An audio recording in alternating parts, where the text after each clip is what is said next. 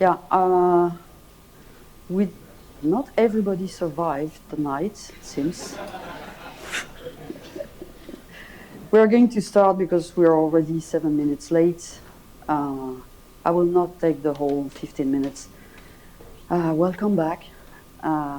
Good morning. So today is going to be a day with focusing on more the clinical research, and we will have our Young Investigator Awards presenting to us.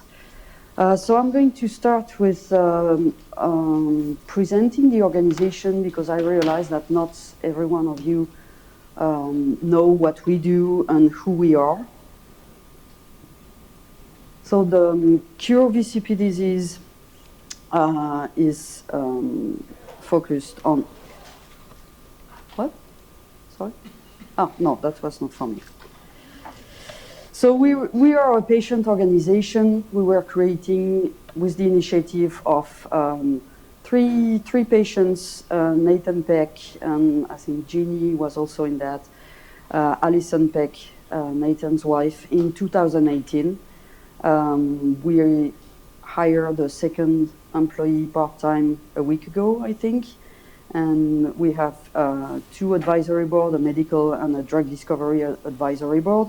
And everything started with the patient registry on the advice of Chris Weil. So we are a patient-centric organization. Our mission is to unite and fund research while building collaborations, that's very important, and supporting patients within the VCP global community.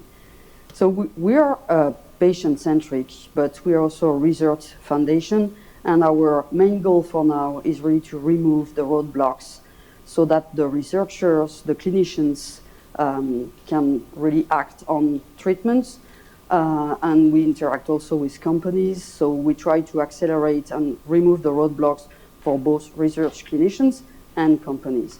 We also interact with government and regulators to facilitate when clinicians will have to deal with clinical trials, I hope will be very soon. So we have a medical advisory board with, most of these people that are here today. We have a drug discovery scientific advisory board that was more active this year with Michelle Swiffen, who's our host for this conference, and the people from industry. So we built our strategy on 4 pillars. The preclinical toolbox, which is really, for us, building all the tools that you need to test, identify the right assays, and building the models that are patient-derived or patient-centric, patient-related. Then we have the clinical readiness, which is more the natural history study. You will see that we have 3 different programs on that, biomarkers, and readiness for everything that can be readiness to set up a clinical trial. The 3rd pillar is treatment and discovery. So we really insisted on starting already some projects on screening. So we do repurposing screening with small molecules, and we have projects on DNA modulation and RNA modulation. And the 4th part is dealing with the FDA, going to the FDA, making us aware and engage the community, including the scientific, the clinicians, and the patients, because if you want to do clinical trials, you need to have patients engaged. So in 5 years and a half now, because it started in June 2019, so we did a few things. Before I came, there were already the FDA patient listening session. There are some natural history study going on, and Lindsay is going to talk more about that. And Alison was coordinating and pushing for the VCP standard of care. Then I'm not going to go through all of this. I'm going just to focus on what we did last year. So we started with the model, as I explained you. So we created patient-derived iPSC models from two different mutations, the 155H, obviously, which is the most common, and the 159C from PBNC. So we have the iPSCs. We have reprogrammed them in motor neurons and in myoblasts that are able to differentiate in myotubes less than normal healthy patients, but still able. And we own them so that we are not blocked by MTAs or models being locked in universities, so that any one of you who needs a tool can have the tool fast. Then we have also a collaboration with the Geneton. So you heard Isabelle Richard yesterday evening. So part of her team is working on prime editing for VCP. She's working on approximately 10 amino acids in the hotspot, including, so she's going to check it on the iPSC that we have, 155H and 159C. And she's also doing organoids models where she can initiate the proof of concept on that. There is a second, you heard also yesterday evening, a second gene editing program with Eleonora at Nationwide. It's just the remedy, so that's the remedy just on the 155H. And we gave them the tools that we created before. We have initiated in November the biomarker study. So we have here, we took the, oh, sorry, that's not Eleonora, that's you, Lindsay. I don't have the right glasses. That's the longitudinal natural history study that we started in 2023, and that is almost finished. I'm ashamed. So Lindsay is going to present the results from the longitudinal natural history study.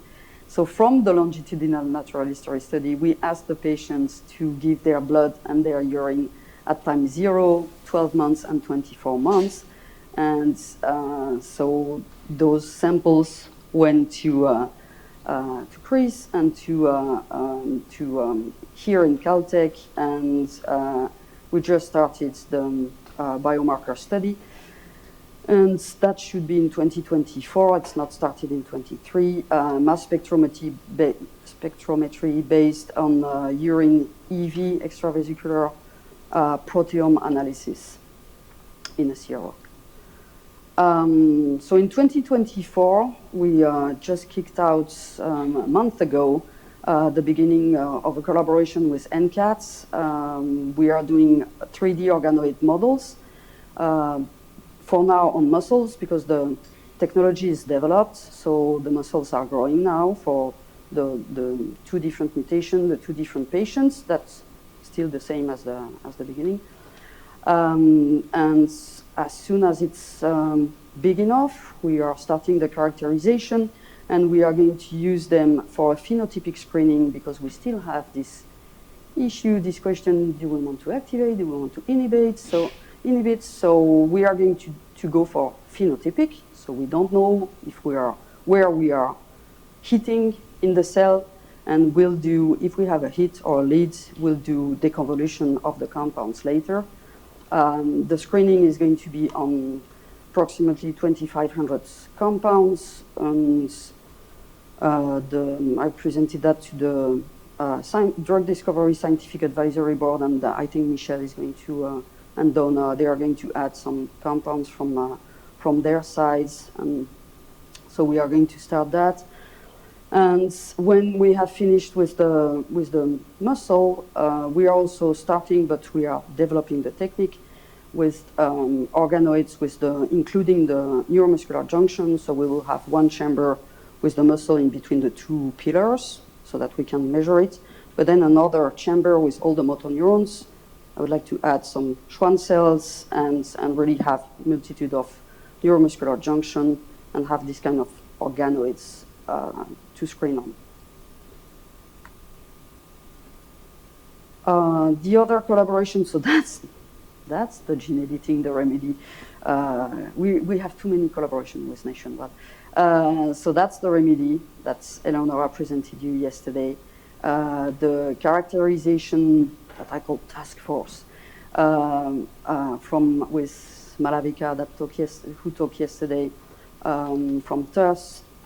We have Dale Martin from Waterloo, Stephanie Moon from U Michigan, and Eleonora, the team with Eleonora in Nationwide. So we'll have the iPSC characterization and the corrected iPSC characterization. We have a collaboration that just started last week for you and me. We are co-designing and build a symptom monitoring and transmitting app based on wearable digital health real-world collecting data. And when the app is up and running, we will use AI ML analysis to get something from the data. We have also a whole genome sequencing program that started I started to talk to the patients, and 48 hours later, we had already 20 patients enrolled. So we are it's growing. Every week I have more patients coming in. So we are going to do a sequence alignment. We are going to focus first on VCP cofactor, and that will be an open data source, so any one of you can go inside the database and play with the data and do whatever you want with it. Well, has to be related to VCP.